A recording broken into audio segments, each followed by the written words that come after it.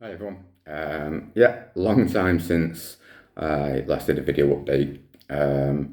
And one main reason for that is because I don't want these videos to be about me. You know, the reasons I started these video logs is because I reached out for help when I was going through diagnosis stage. And the ones that I found are very personal, I'm doing this today, I'm going to Starbucks, I'm going for food. It wasn't actually about what happens behind the scenes and the sort of bare bones. So I want to keep these videos to cancer, not the day in the life of Lewis Barton, it's the day in the life of cancer patients. So the second reason is the mental health challenges around this journey. And it's been a difficult 3 months, if I'm honest with you, because one thing I have found is there's not a great deal of support from a mental health side of things. I've gone from sort of one extreme where I'm at the hospital every day, I speak to nurses and speak to doctors. So as soon as my treatment stopped, and I was released from hospital, obviously I was in hospital for a week on my last video, it stops. No one sort of keeps in contact with you. I've had 2 phone calls from my dietitian and I've had 1 phone call from my consultant, and that was to let me know that my scan is coming up. So update on that, I had my scan last week, so it's Wednesday today, and last Wednesday I had my scan to see if my treatment works, and that was an MRI scan with contrast dyeing. So any sort of day now I'm just waiting for that phone call to tell me if it works or not. So fingers crossed and touch wood, it's worked. If not, obviously we'll take it from there and see what the next stage is, and I'll keep you all up to date with that. But yeah, sort of middle of January, I started struggling, sort of from a mental health aspect of things. It was difficult because I've gone from going to hospital every day to now I've got nothing to do. I'm tired. I couldn't really go out. I couldn't go to the shop. I'm sleeping all the time. I'm sore. I'm in pain. I can't eat. I can't drink. It was tough. And you start questioning. What happens after this? Because you sit there and you're like, well, when does it end? So I reached out to my doctor. I explained the situation, and he prescribed me with some antidepressant medication, anti-anxiety medication, which I refused. I was like, well, I don't want to be on medication. I want help. I want to, speak to people. I want, a solution. I don't want to have medication. So he referred me to Clatterbridge, to their psychologist. Now, unfortunately, Clatterbridge knocked the application back. And the reason for that is because they only help people struggling mentally that's directly impacting their treatment. So my treatment had already finished.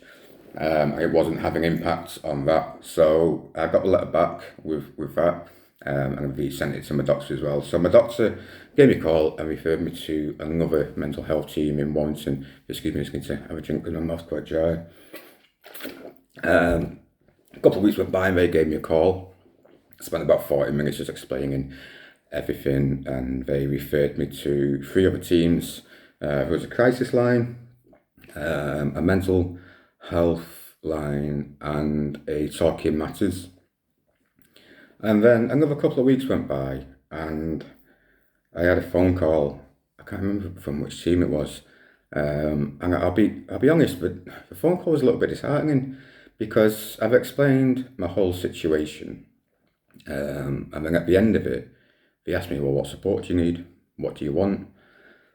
And I didn't really know because that's what I thought I was speaking to them about, you know what I mean? Giving them my experiences and my examples and what's happening at the moment. And then they would come up with some sort of plan to help me get through it. But it wasn't, they wanted me to sort of say, well, here's what I want you to do about it. And it's a bit like my friend or one of my employees coming up to me and saying, listen, I'm really struggling with this. And me saying around, well, what do you want me to do about it?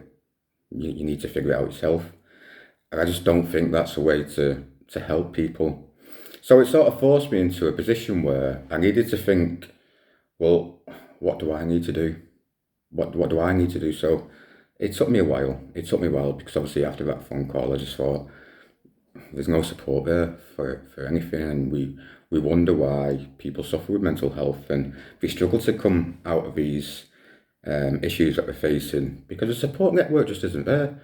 And not everyone has that sort of process-driven mind where we think, right, okay, let's evaluate the situation, let's do this, and this, and see if it works.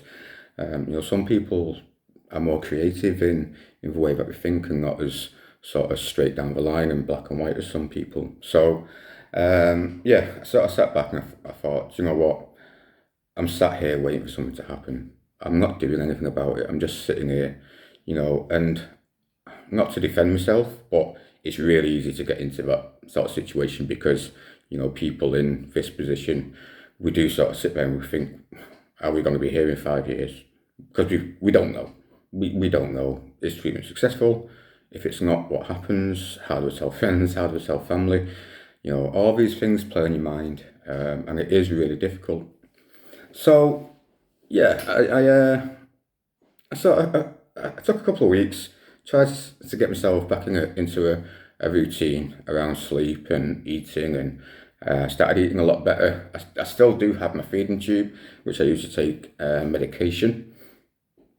But as far as sort of eating goes, I am able to eat, not a lot, and nothing too hard because it does get stuck.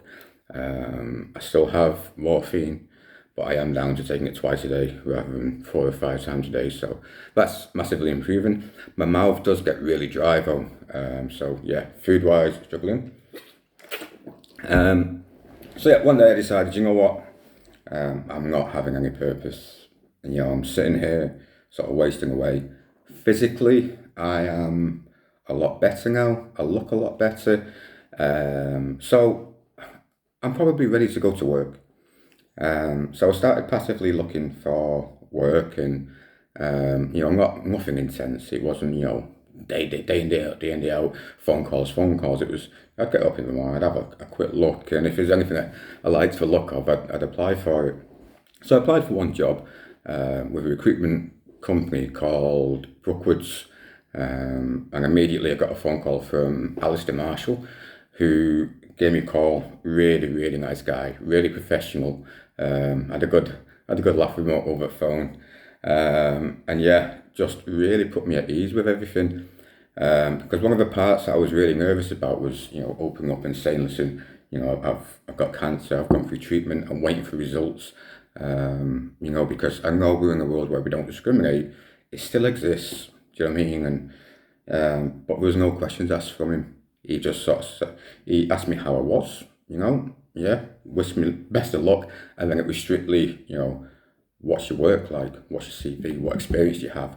It wasn't, well, are you capable of doing the work? It was, your CV says you are, so that's all I'm concerned about, which really put me at ease, and the level of communication from him was absolutely brilliant. Even to the point of going for the interview, he texted me 10 minutes before, wished me best of luck, and straight after it, he rang me, asked me how it had gone, and then the day after, straight away with feedback. Unfortunately, I didn't get the job, which I wasn't disappointed in. The important part for me was going for the interview and sort of saying to myself, listen, sort it out, get up, do something. And yeah, so really proud of myself for going for it. And then I enrolled onto a diploma for business management. So I have started a course, a level 7 diploma in business management, to give me something to work towards through this. I've always wanted to do it, obviously, but I've always been in roles which have been, a little bit hectic for self-study. So yeah, a lot's happened in the last not the last 3 months, the last couple of weeks, but it's been a long time, the last 3 months. So to give an update on sort of where I'm up to. So yeah, as I said, the treatment has ended end of December, and then I've had my scan last week. So what happens now is I wait for a phone call. If there's any still sort of any lumps in my throat, they'll then send me for a PET CT scan to see if it is cancerous or not. So the MRI scan will show if there's still any lumps, and then the PET CT scan obviously will see if it's actually cancerous or not. So quite nerve-wracking, if I'm honest with you. Any day, any moment, I can get that phone call to tell me yes or no. So yeah, quite a little bit daunting, if you like, but I'm just trying to keep myself busy and keep myself motivated. So as you can see, my neck, I have come out in quite a few spots. It's folliculitis. So where I lost all my hair from the radiation, it's been trying to grow back through, but because the hairs haven't been strong enough to penetrate the skin, it's actually started getting infected. So I went to the doctor, a couple of antibiotics, and it is sort of going down. It's still a bit sore, but nothing to worry about. My hair is going back at the back of my head. I started getting a couple of baby hairs, so fortunately I've not lost any hair at this moment in time. So yeah, my weight has obviously I've lost quite a lot of weight on my face, especially around the sort of top, and I have got my radiation mask in comparison. So to sort of show you how much I have lost, this mask was made as a mould to keep me in place, so I wasn't physically able to move. So if you put this over me now, the level is massive, and it's hard to think I was ever sort of that big, if I'm honest with you. I can fit my hand up, it doesn't even touch my shoulders anymore. So yeah, quite a substantial weight loss. But obviously I did explain in one of my videos that I put on a lot of weight in to compensate for weight loss. So now I'm at about 12 stone, which is a really healthy weight for my size. So I'm actually really happy with that. Hopefully I can maintain it and stay away from the pies once I get me full taste back. People will probably see me in about a year's time and I'll be rolling out of bed. But as long as you enjoy it, it's okay.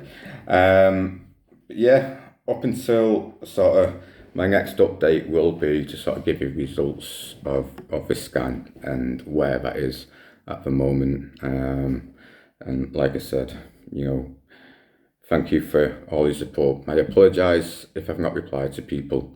Like I said, the last couple of months has been tough from the mental health aspect of it, and talking about it every day to people, it does become tough, because obviously I've spent a couple of months going to hospital every day and dealing with it, and then you stop that and you get away from that, and it's a nice break, but then you're having to talk about it every day to people, and some days you just don't want to. So yeah, again, apologies for the lack of updates, but if there's not been a lot going on, and like I said, I don't want it to be personal, and I don't want you to show you pictures of me going on walks, because that's not what's important at this moment. What's important is, giving people that understanding of what's actually, the journey of cancer, and not the journey of my day-to-day going to Asda. So yeah, if you've missed any episodes, or you want to go and have a look at any previous episodes, I will link the YouTube channel into the description. But up until next time, thank you very much, and I'll see you all again. Bye.